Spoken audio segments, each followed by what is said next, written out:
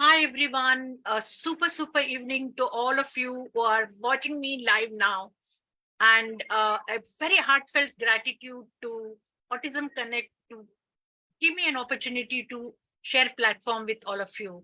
And it's equally very exciting to be connected to with all of you, parents and professionals who are in this field to spread awareness about autism spectrum disorder.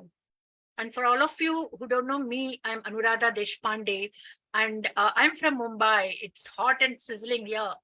And I'm also a mother of a young man experiencing um, uh, Down syndrome, intellectual disability. And I'm a founder director of CARE, stands for Center for Ability Enhancement and Rehabilitation. And I'm a clinical psychologist, counselor, and a remedial educator. And this pandemic turned me into a disability life skill coach, where I felt that educating children with various disabilities is not enough, but empowering parents with so many other skills is also equally important. So here I am today to share with you one of the most important and concerned topic about autism spectrum disorder and children experiencing that, and that is communication skill in children with developmental disability. I will do that by sharing my screen with you and going through a presentation. So here it is.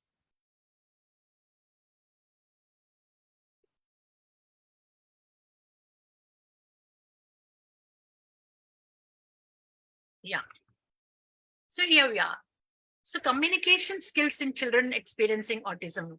Communication itself is a very important aspect of our life. We are social human beings, and we want to connect with people. We want to interact with people, and communication helps us to build relationship. We like to live as a community. So communication is a very integral part of human development, and uh, people who are experiencing autism spectrum disorder have a difficulty in that. So we will today see all about communication skills around around children and individuals experiencing autism spectrum disorder, and let us go towards finding out some of the strategies which can help us to promote communication with our children to start with. So let's go right into it. And what is communication? Communication is nothing but a process of exchanging information between individuals or groups through various mediums such as verbal, written, digital, or even nonverbal means. It involves not only talking to somebody, but it's also receiving information. It's a two-way kind of exchange of thoughts, ideas, and beliefs, and it can occur through various channels. Speech is the main aspect of it, but also other nonverbal communication system like gestures, facial expression, body language, and written and digital media. These are all combinedly they form sources of communication. So effective communication requires to convey their message, everybody to send and convey their message clearly and receive and understand it accurately. So it is a two-way. You have to your If you want your child to communicate properly, they should receive information and then also express it through that. And communication serves various purposes, such as expressing emotions, sharing information, building relationships, and influencing behavior. It is a fundamental aspect of human interaction. So if you see that whenever our children get into challenging behaviors, one of the important aspect is they are find it difficult to communicate. So it also influences our behavior. It's a fundamental aspect of human interaction, and it plays a very critical, very important role in various aspects of life, personal life, and relationships with others, education, healthcare, business, and social interaction. So it plays an important role in all areas of our life. So communication in the context of children with autism spectrum disorder, how does it like? It refers to the ways in which Children with ASD understand and express through language and other forms of communication. When you're not able to communicate it through speech, then we restore to other means of communication system. Children with ASD often have challenges with communication, which may include delay in speech development, difficulty in understanding and using nonverbal communication, and difficulty in social communication. Children experiencing ASD often do not understand the social cues, facial expressions, so they cannot interact in the society as all the neurotypicals do. So that is the challenge with children experiencing autism. So communication in children experiencing autism spectrum can look different depending on the individual and their very, very specific challenge. However, some common characteristics of these challenges are delayed language development or lack of spoken language altogether. It is very likely that many a time parents pose questions like, my child is not speaking, even he's 5 year old and he's not speaking, will he ever pick speech?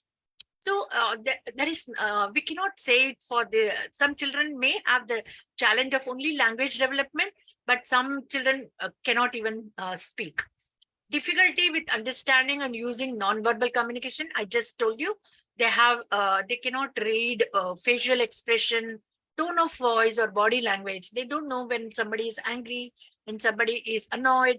They don't understand that from our tone and facial expression and body language. Then they have limited and repetitive vocabulary and knowledge patterns. They have learned certain things and they want to use it very often. Although they have, there are so many other words very relevant to the context, but they will use very specific words which they have learned. And then difficulty in initiating and maintaining a conversation. They usually have challenges in starting a conversation, but also maintaining a conversation. In a group, when everybody is having a conversation, they will, if somebody talks, if they start it with their whatever experience on certain things, and if other people have gone ahead with other topics, still these people will linger with the same topic. So they don't know how to maintain conversation. Difficulty with turn taking in conversation. If they start, they don't want to finish it at all. They will continue talking. They will not wait for their turn to or give chance to others. A tendency to take language literally and struggle with figurative language or sarcasm. If you whatever you say, they will take that whatever it means. So it's very essential that when we speak to them, rather than using all the figurative language, if you really want them to understand and comply your commands, then you should speak in a very clear tone and voice so that they will understand it. Then repeating, difficulty with understanding and using social cues, and then repetitive or scripted language. That is, we talked about it.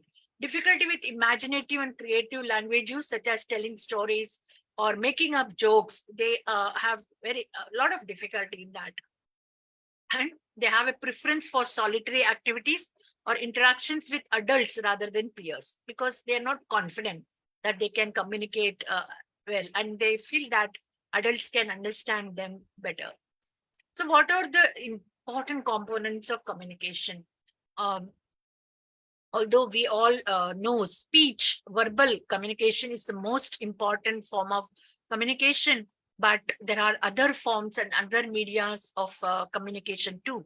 And as parents, as educators, we should explore as many avenues available, so that first and most important thing is to enable communication in our children. So speech is not the only way, there are other means. So you should be able to explore all those means. So let us see what is verbal communication. Verbal communication involves spoken language, which includes both expressive language, the ability to express themselves through words, and receptive language, where the ability to understand spoken language. So it is a two-way always communication. So not only your child should be able to speak, they should also understand what others are saying, so that their communication can be very relevant and purposeful. So the next form of component of communication is non-verbal communication. Non-verbal, which is not spoken, includes facial expression, body language, tone of voice, and gestures. Children with autism often have difficulty in non-verbal communication, which can make it hard for them to understand the emotions and intentions of others.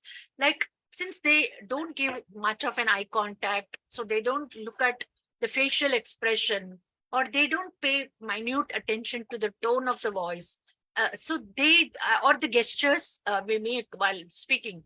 So because of that, nonverbal communication comes with a greater challenge to children with autism spectrum disorder. But it is very, very pertinent that they should be introduced to nonverbal communication too, because it's a very integral part of communication, and we all indulge in that. So they should be able to imitate, looking at us, they should be able to imitate what we are doing. So it's very consciously you should introduce nonverbal communication in that. Then social communication. Social communication involves the ability to use language and nonverbal cues appropriately in social situations. Children with autism often have difficulty with social communication, which can make it challenging for them to understand social norms and engage in social interactions. When they talk to somebody there, they should know how to maintain eye contact, not stare at them, and then don't not to go too close to them, but being not stand too much away from them. All these things are some of the social norms expected when we are communicating with others, and children find it difficult to follow these social norms, and that becomes very challenging to them in social interactions. Pragmatic language refers to the ability to use language appropriately in different social contexts. Children with autism may have difficulty with pragmatic language, such as using appropriate tone of voice, understanding humor, or staying on topic during conversation.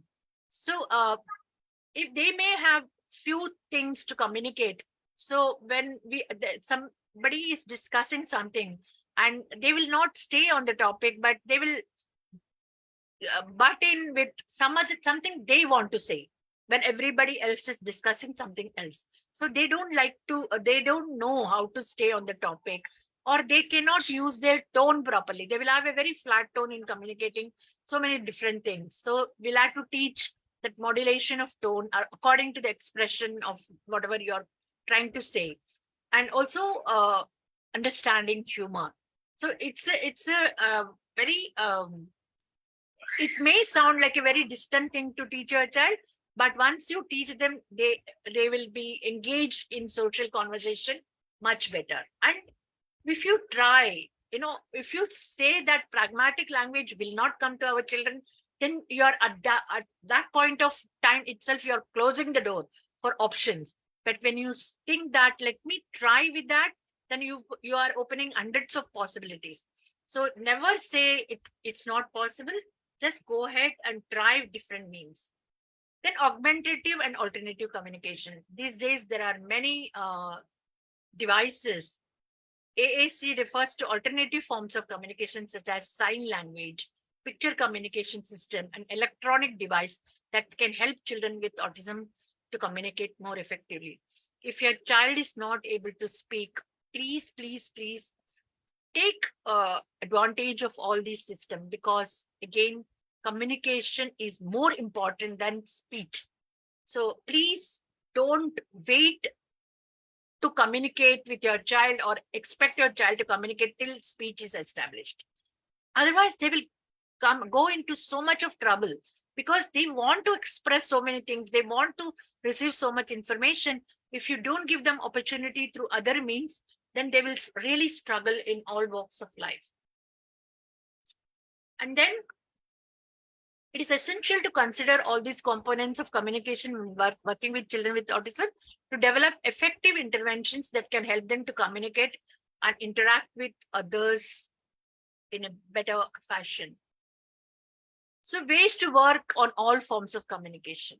So verbal communication, you can encourage the child to use words to express their wants instead of you telling them, always giving them, understanding them. Wait till they say something. Use visual support such as pictures, diagrams to help the child to understand language. Model appropriate language and sentences structure for the child. Help them in that. Example, if your child wants a toy, encourage them to say, I want the toy, please, instead of just pointing it or grunting. So you expect that your child should start at least saying certain things if they are verbal, or at least they should be able to pick that, or through gestures they should be able to tell you what they want rather than just pointing fingers and making certain noise. Non-verbal communication is teach the child to recognize and respond to non-verbal cues such as facial expression and body language. Use again visual supports. There are umpteen number of cards. You can make it yourself. There are emoticons. So you can teach them all the different emotions in social situations. For example, if your child is upset, teach them to recognize the facial expression for sad. And when they express it that way, showing a sad face, respond appropriately by hugging them or offering comfort. So that way you are communicating. They are saying that they are sad, and you are responding to it by giving them that comfort level. So this is how you can encourage nonverbal communication in your children. And then in social communication, use social scripts or role playing activities. The child can practice appropriate social interaction, encourage turn taking and conversation skills through structured activities such as games or art projects, where you give allotted time for the child to speak and let others also speak. So, through some turn taking games, they will understand that it's my turn to speak or my turn to do certain things, and then they have to pass on the turn to somebody else. So these are all social skills, and if you can teach them these skills and allow them chance to practice that through structured activities, and then you can encourage. For example, practice greetings and introductions with the child, such as saying hello and my name is when meeting someone new. So this way you can encourage social communication and practice it many times at home with different people so that it can be generalized across the situation. And teach the child appropriate tone of voice and which is appropriate to different situations, body language. Then use social stories or social scripts to help the child understand humor and figurative language. Just try to introduce these things to social stories. Social stories work wonders in teaching things which you cannot demonstrate or practically explain to them.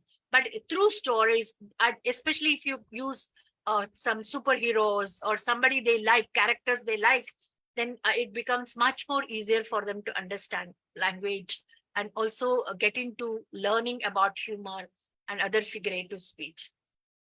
Example, practice using appropriate tone of voice for different situations, such as using a calm voice to ask for help and an excited voice for playing a game.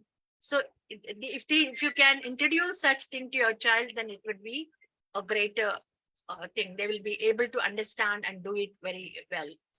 Then augmentative and alternative communication, introduce and model the use of AAC devices as picture communication system or electronic tablet and all.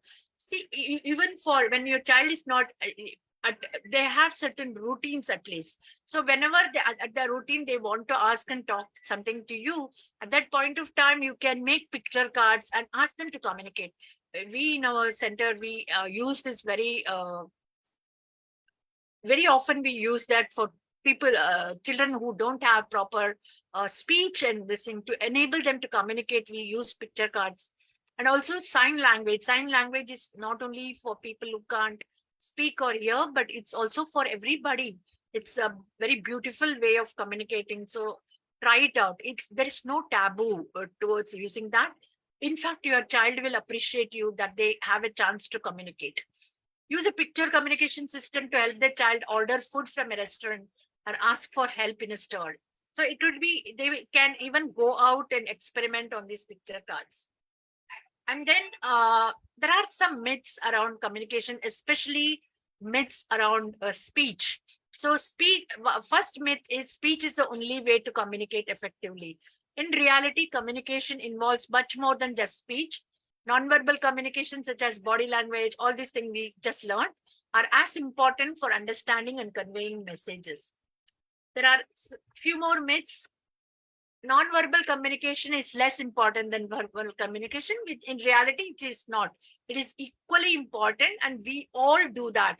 We have our way of conveying. The body language itself conveys whether you are really interested in doing certain things, or the facial expression, or the way you, the tone of your voice shows how excited you are to hear somebody, or to be in a place, or how excited you are to speak to somebody. All these things are nonverbal communication is very important. People who cannot speak cannot communicate effectively. This is also one of the myth. But in reality, individuals who cannot speak can still communicate effectively through alternative methods such as sign language, written communication, and AAC device. Speech is the most important component of communication. Yes, it is. But communication also involves other components like social communication, pragmatic language, receptive language, in addition to speech. Myth one: only individuals who can speak fluently can communicate their thoughts and ideas effectively, which is, we have debunked this myth that effective communication involves the ability to express oneself clearly and be understood by others, regardless of whether through speech or not, whether speech is involved or not. It is essential to recognize that communication can take many different forms, and that all kind of communications are valid and valuable. By embracing alternative forms of communication and supporting individuals who may communicate differently, we can create more inclusive and supportive environment. Your children will feel like being in a classroom, in a social place where they know that they are accepted because they are able to communicate with others through whatever means is comfortable to them. And then I'm going to give you 10 tips for providing opportunities for communication. See, your child may be able to communicate, but enough opportunities should be given. So how we can do that? I'm going to give you 10 tips as a way of use visual support such as picture, all other things, social stories in the daily routine, and it will provide, it will really give them an opportunity to communicate. Provide opportunities for the child to make choices and express their preference, such as choosing what activity they want to do, or what food they want to eat, or they don't want to eat. Yes or no. Start with yes or no questions. That's one of the way of communicating. Use gestures and body language to supplement communication, such as pointing to objects, facial expression to convey emotions. Create communication-friendly environment by reducing distraction and noise, providing appropriate seating and lighting, and using visual aids to support communication. And then use prompts and cues to encourage communication, such as asking open-ended questions or sentences. Provide opportunities for social interaction, such as playing and playing games or engaging in group activities.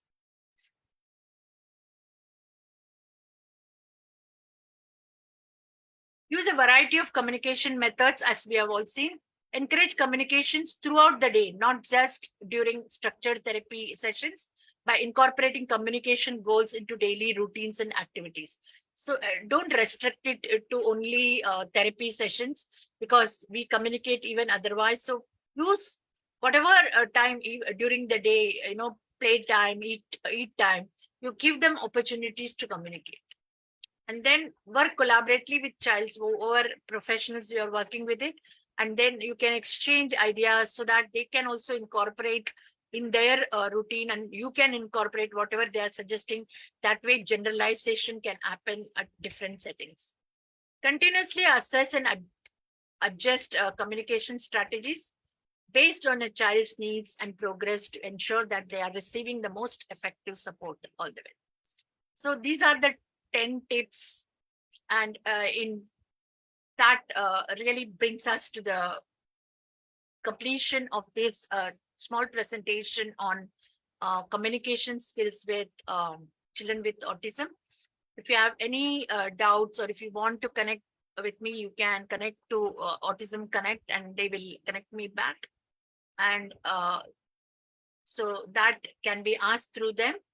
And finally, thank you so very much for all of you to be present here, and giving me an opportunity to be on this platform and help you all out.